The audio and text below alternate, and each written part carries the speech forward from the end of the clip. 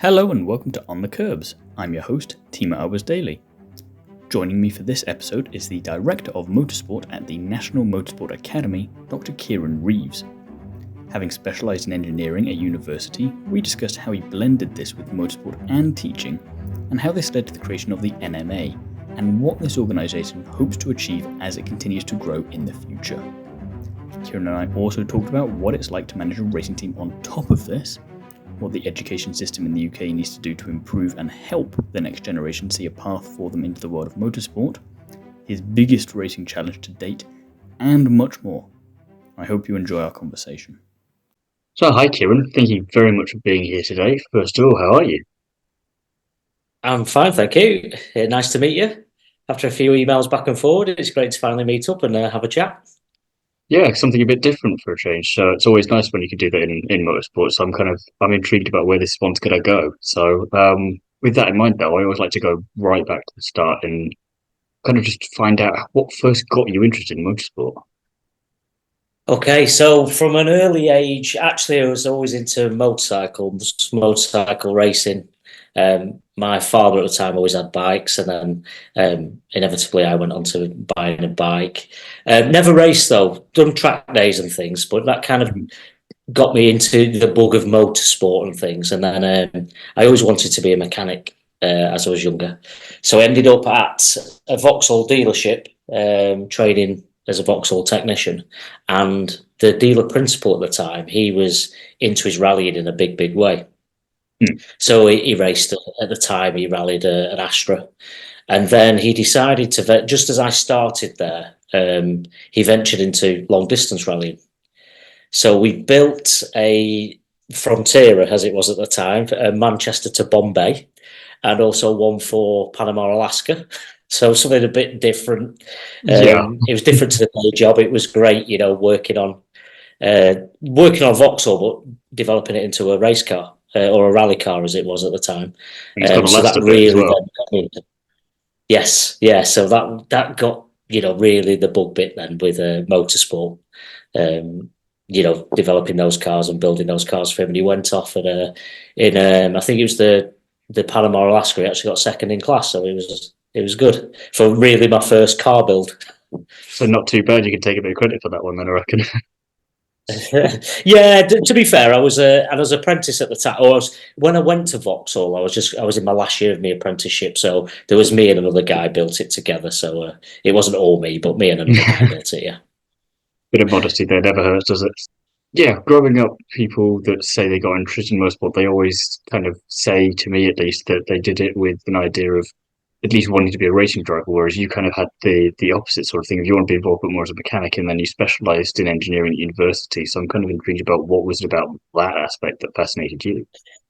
Yeah, so it is a strange one actually, and a lot of my friends, like I say, a lot of my friends wanted to go off and do motorcycle racing, and they wanted to ride the bikes, and there was guys who wanted to go be race drivers, and I was never really that interested in that side. I always liked the technology and the engineering side, making cars go quicker and advancing the technology of them. So I always loved getting my hands dirty. I was always in the garage as a kid.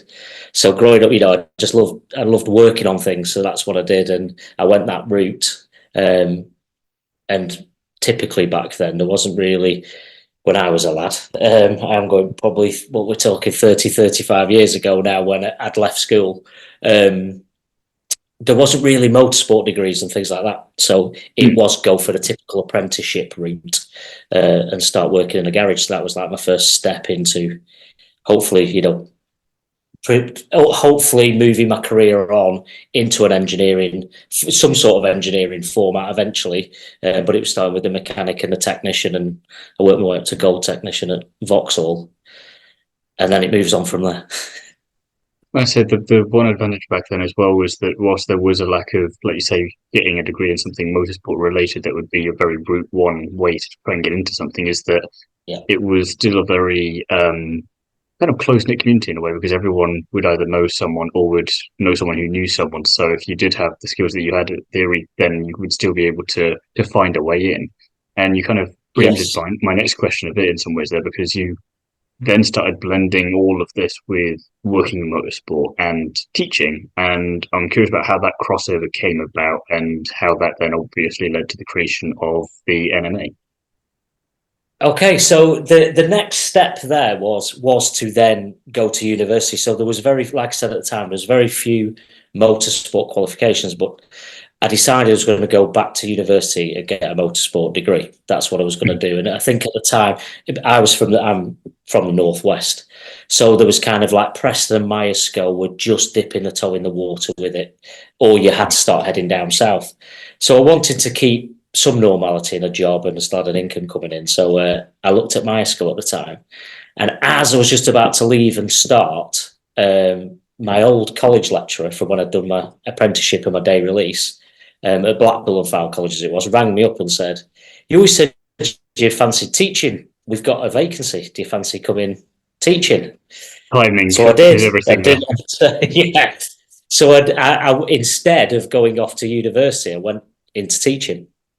And then from there, delivering apprenticeships, etc. And then I was one of the very first people in the UK to write the foundation degrees. Everybody was still delivering HNC and HNDs in engineering. Foundation degrees weren't really looked at. You either went and did a 3-year degree, or you did a HNC, HND, and then topped it up with a degree. And foundation degrees had been launched. So I wrote a Autosport, it was called, but it was a motorsport foundation degree. One of the first foundation degrees in the UK, like I say. There was only 2 foundation degrees at our college at that time, and I was the second one. So started doing that with my motorsport background. Bought a Formula Renault, or 2 Formula Renaults. We went racing in Formula Renault. And being the Northwest, we also had rally cars as well. So a Subaru and a Mini rally car.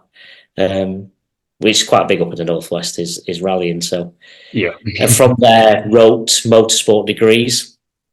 I was there, I think I was there about 14 years or something, and then moved to Staffordshire University to develop their motorsport degrees. You start to get to know the lecturers and know people. So a guy I knew down there said, "Would you come and work for us? We'd like you to come here." So I did. And while I was at Stafford, it was at Staffordshire University that a nice couple called Kevin and Pauline Riley, they owned a company called the NDA Foundation. And they were accredited, they were all interior design degrees and things like that, all done online. And they were accredited with Staffordshire University at the time. So it happened they were visiting one day and came over to see the motorsport department because Kevin... Again, good timing. Yes. Well, Kevin had a GT race car. He had a Mosler. He's still got a Mosler, but he had a Mosler at the time that he was racing. We were racing radicals and in the mini challenge and things like that, and asked us if we'd run his car with a student team and would I run it for him. So yeah, great, something extra for the students to do. So we did. So if you're a student there, you're going to be chomping at the bit for that opportunity, aren't you? Yeah. So as that kind of relationship developed with me and Kevin and Pauline, they said, "What's the possibility of us combining our company, which is more of an online company, with Staffordshire Uni and running a motorsport degree?" And at the time, the talks were around on campus, online. So you pick some more of the knowledge-based modules and you did online, and then the practical base you did at college. And that kind of moved around, and a bit of pushback from both ways. Not necessarily pushback, but kind of how would it work? And yeah, I was going to say it's kind of a new idea at the time, finding that hybrid thing and trying to make that work. Yes, whereas nowadays you'd be more straightforward with doing that. Exactly, it'd be much easier now. But it was kind of, would they be a Staffordshire student, or the well, we didn't have the name the NMA at the time, but how would it work? Yeah. So then we kind of started to discuss about it being a solely online program, something separate from the Staffordshire University program, but would be validated by them, but the NMA would own it, and it'd be purely online. And I was skeptical, as probably everybody was when we launched it at the time. And I went away and thought about it for a while and came back and said, okay, I think this will work, but we have to deliver to the industry. So anybody who's not working in the industry would go on campus to Staffordshire Uni or to any other university nearer to home. But anyone who's in the industry being practical in the industry, great. They come with us online. Pauline and Kevin thought that was a great idea and said, right, we'll employ you away from Stafford and get writing. Off you go. And that was that. The rest is history, as they say. You can say it's been going for quite a while now, but I'm intrigued to go back slightly there. Do you think that part of the motivation for you doing all of this stuff for motorsport degrees and then, like you say, leading the creation of this was because you yourself didn't see an obvious pathway to do it when you were trying to get in? And was that kind of like the main motivator, or do you think that if you hadn't been offered that initial teaching gig that any of this would have maybe happened? No, I think you're right there. I don't know if it was subconsciously, actually. Now you've said it and I think about it, actually, you probably touched on something. But yeah, one of the main the thing that was inspiring me at the time to do it was we were talking to a lot of people, especially those who were no longer, let's say they're out of the normal university age, so they're no longer kind of the 18 to 25 age, but they've been in motorsport a long time. They were seeing people come out of university, some of them who couldn't necessarily do the job as well, but they were stagnant in their job roles and they couldn't progress because they didn't have a degree. And someone else could come out of university, has to learn the job, but came in much higher than they did, and they've been there for years. Yeah, and they can't afford to go back to university necessarily. They've got, wives, husbands, they've got kids, they've got houses, whatever else. It's like, well, how can we give them the opportunity to showcase their talents and what they're clearly doing already in an environment that's easy for them to access? So we developed the National Motorsport Academy that way. And of course, if there's something like that for me back when I was at Vauxhall, it'd have been perfect. It'd have been the ideal way for me to do it. So, it worked really well. And I think a lot of people are pleased we did it that way. I think, be fair to say, your initial aims for it were to cater to that, I'm trying to find a better phrasing, grey area of people where it's kind of like they're still perfectly valid within the workspace, but like you say, they're being leapfrogged by people just because the education system changed in terms of the importance that was put on various different degrees and qualifications and whatnot. And you've catered for that now, so I'm intrigued. What is kind of the next big aim? What is it you want to achieve moving forwards with this in the future, or is it just making sure that it's consistently there and just keep delivering a better product? The main thing is that. So when we first launched, because we launched with just the 3-year degree first, the bachelor's, 8 years ago now, 9 years ago, I think now, actually. Time flies. So the first big, it was 2015. So 9. So the big first development was to then add a master's degree so they could go on to level 7, which we did. So now, of course, the main focus is to make sure we're at the cutting edge of online learning and the way students can learn and study, but also that technically what we're delivering is appropriate. I think from there, probably the next big thing, if we were to add another stream, and we've looked at this now, is to go for the automotive market on top of the motorsport one. So start looking at the guys who are working at, Jaguar Land Rover and places, or, and again, production line all the way through to the guys who are designing and research and development in the automotive sector. It'd probably be a good way to develop with the National Automotive Academy or something, it'd probably called. Just keep adding letters until it works. Yes, yeah. Because it worked so well, once we launched it, we grew like rapidly, really, really quickly. Once we first launched. Well, that's where I want to touch on there, because going back to before the creation of the National Motorsport Academy, you were saying that you were writing and helping creating all these degrees for different universities, and then this came along. And I'm intrigued to see about the crossover maybe between the two of those, and how having that experience helped you to form this, and what was maybe the thing you've learned most that helped you with that. But then also, since its inception, is this something that you've seen others, not necessarily at universities, but other people trying to do what you've done and approach university with something similar, or to emulate it, or to work with you to create their own similar programs? People don't tend to approach us. Actually, what I do get approached with a lot at the minute, and with online learning, universities have kind of got, some universities have got their own processes to go through, and some have got they've started to look at, should we have a percentage that is delivered online? COVID obviously sped that up quite a bit. A lot of universities had to change. So, but we don't tend to get approached by unis asking us to help. But what we do get approached by is colleges and schools look at, or companies who are feeding into colleges and schools who want to assist with STEM learning. And so getting that foundation sorted. Yes, getting those foundations in, from as young as 7 to kind of 7 to 17, making sure people are actually, those who want to end up in engineering programs eventually, and especially a career in engineering, that they have that STEM foundation. And that's so at least having the basic knowledge and decide if that is something that even interests them in the first place. Because again, a lot of these kind of things, you don't know about it, and then, or at least kind of hopefully less of that now, but like, say, my generation backwards, maybe, I think I'm in that last little cusp of crossover there, where you want to do X, Y, and Z, but there's no obvious thing for it, and then you see all these things that people are doing today, and you're like, right. But I mean, it's good, but you're frustrated that it wasn't there sooner.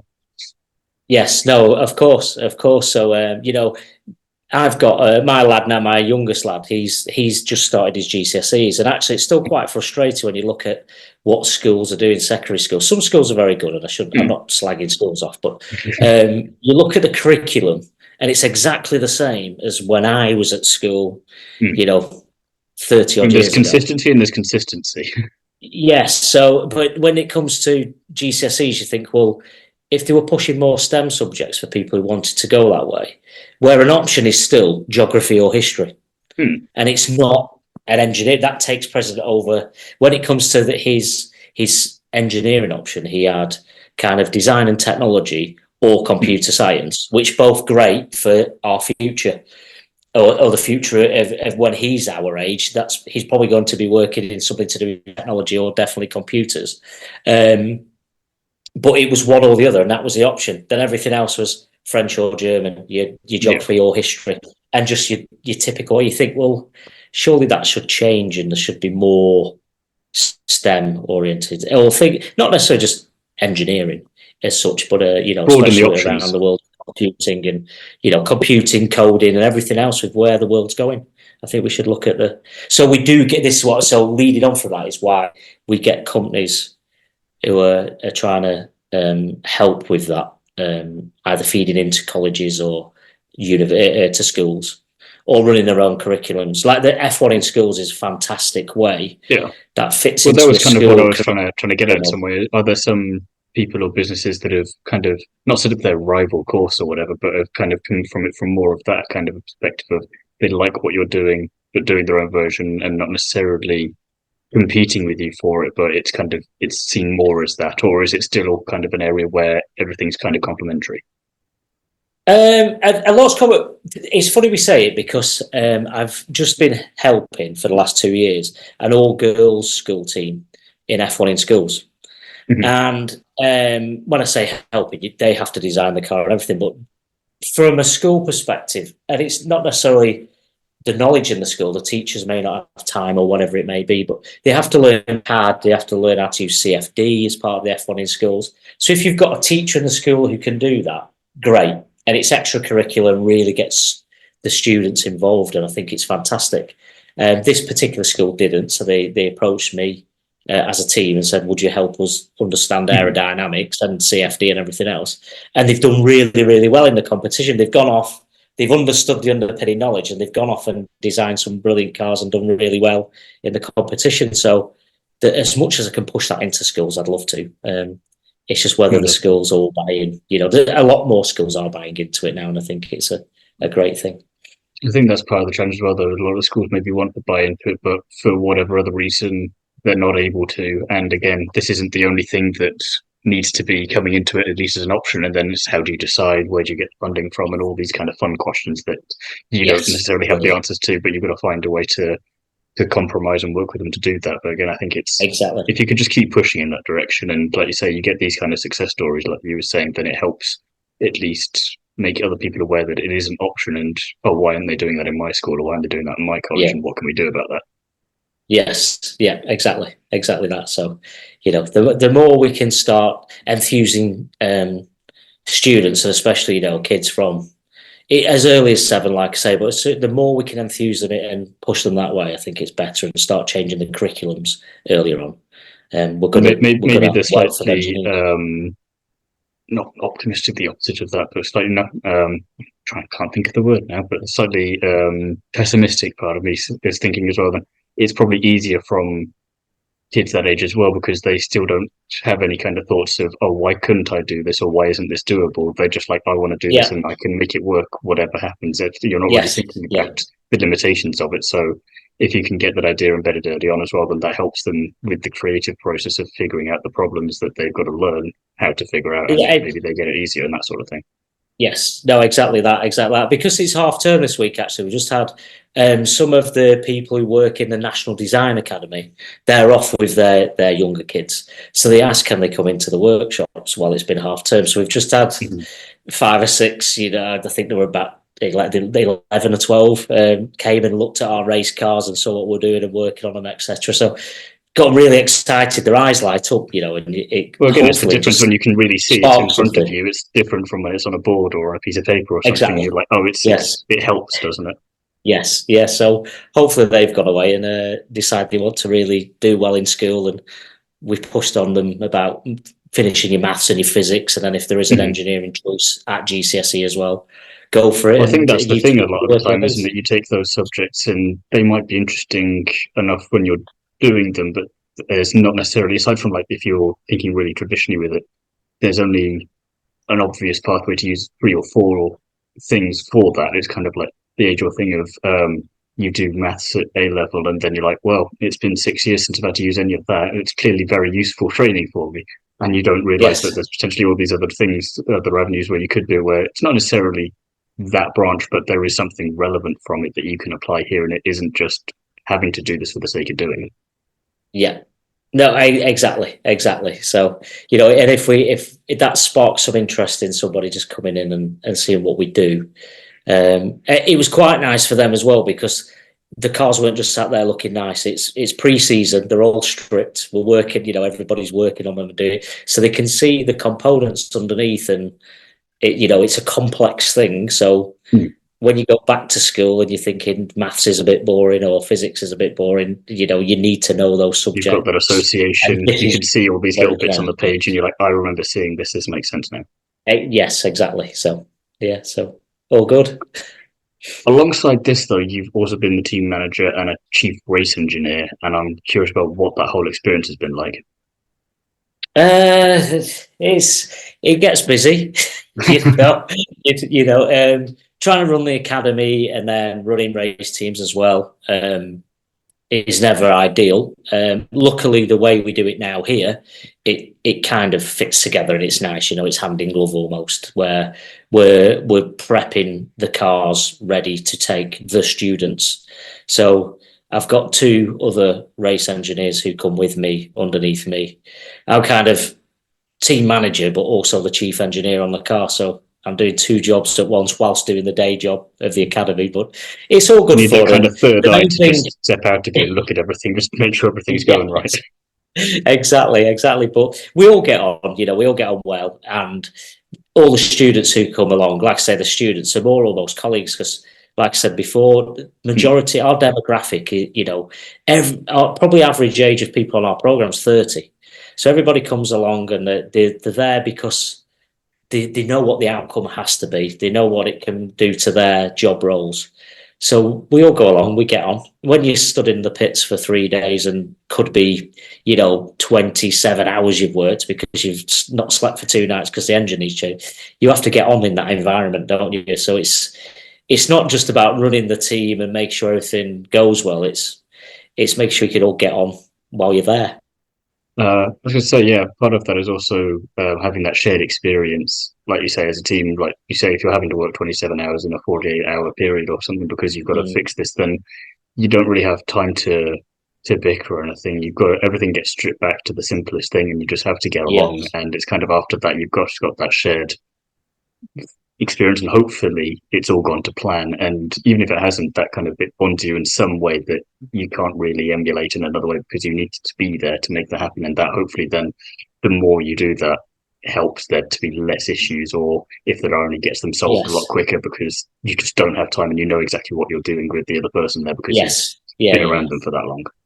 No, and it's great for a character building exercise almost. You really know, once you've done a weekend or a race season, you really know if you want to do the job or not, because it does. We all say it, don't we? But it does look glamorous and looks nice when it's on telly and that. But when you're really up against it, you're up against it. So it's different when it's 3 a.m. and you're changing an engine.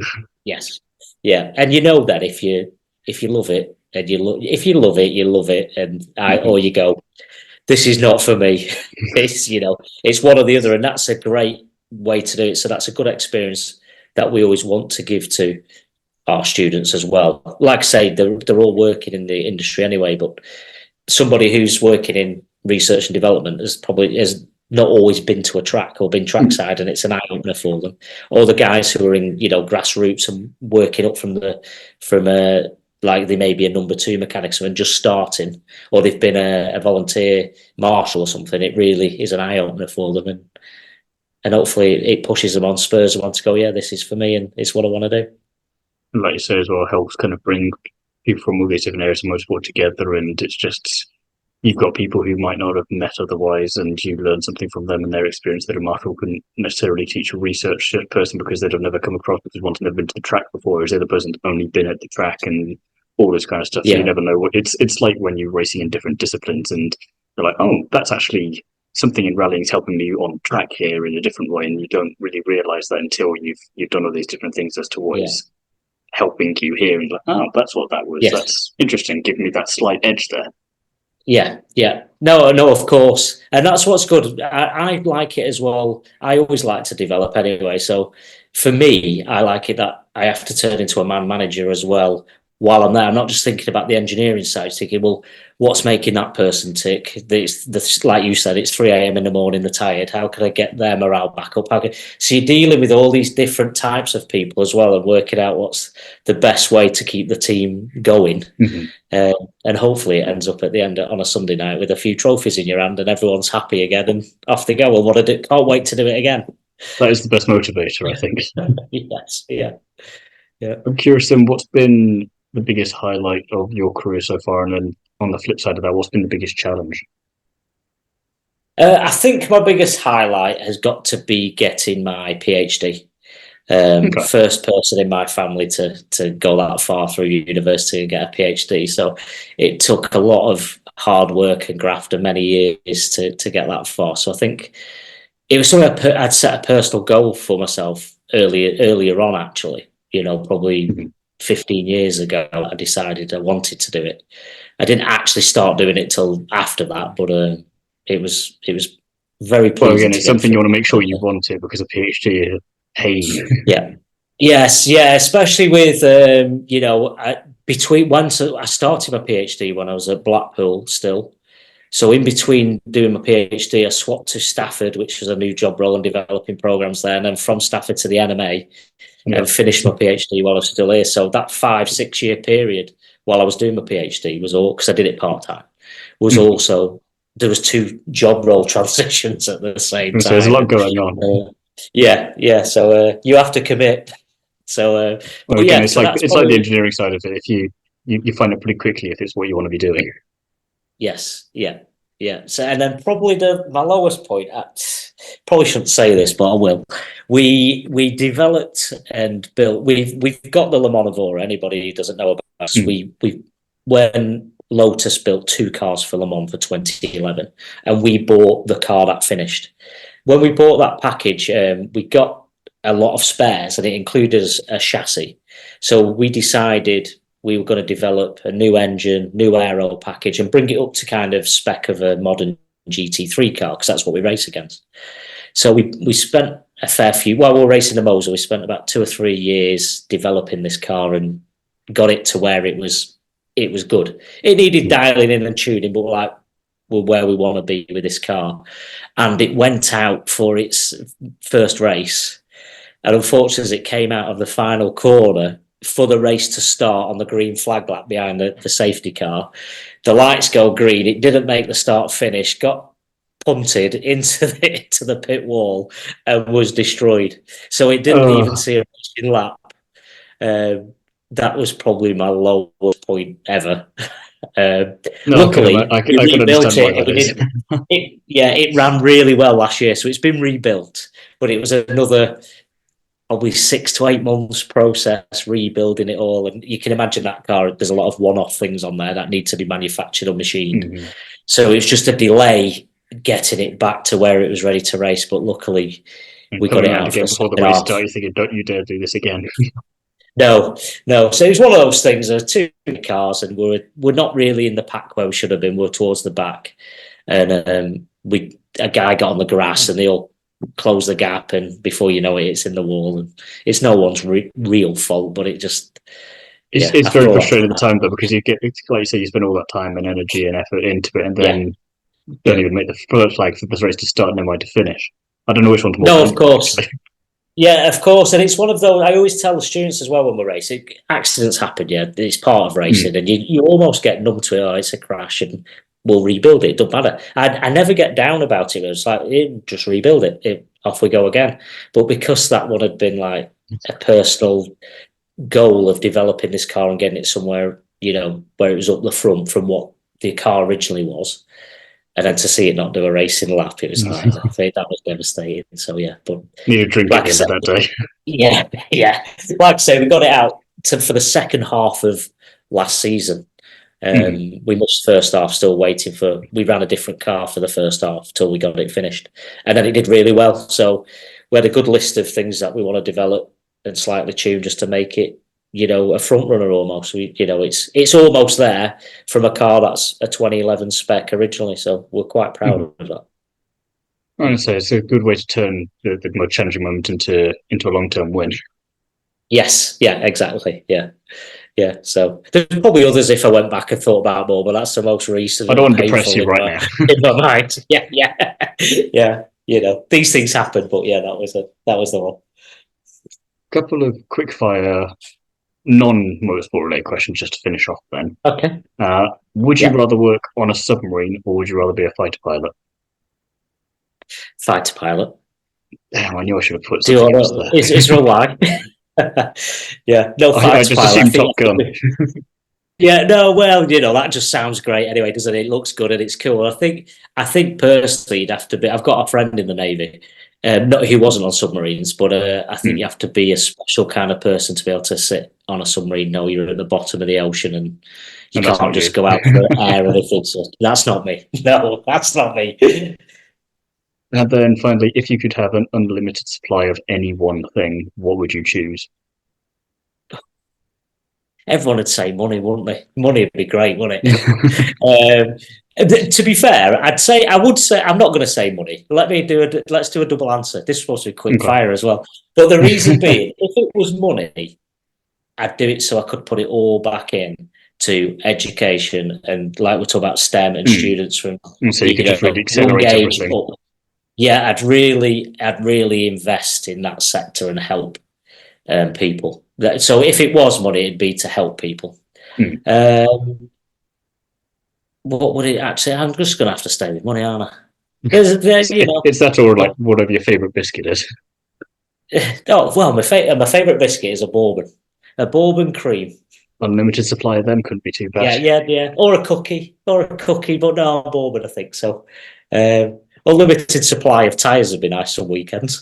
We go through that. That's true as well. That's true. Yeah, that would be nice. But I think, it'd be to do something, whatever it'd be so I can do something good for children and help them. Money and biscuits, because then you can use the biscuits to help them at 3 a.m. when they're rebuilding whatever they need to be rebuilding. Yeah, sounds perfect. Well, it's been an absolute pleasure chatting with you today. Thank you very much for your time, and I'm very much interested to see where you and the whole team process, all of it goes in the future. Yeah. Anyone who's listening, please follow us on Twitter, YouTube, and all the normal channels, Instagram, Put all of that in the description. See where we go. Yeah, that'll be fantastic. But watch this space, and hopefully we continue to grow. It's been a pleasure to chat with you. Thank you again to Kieran for taking the time to chat. wishing him the best of luck for everything in 2024. Details of where you can find both Kieran and I on social media and everywhere else will be in the description of this episode, so do go and check them out. Thank you for listening, and I'll see you again soon.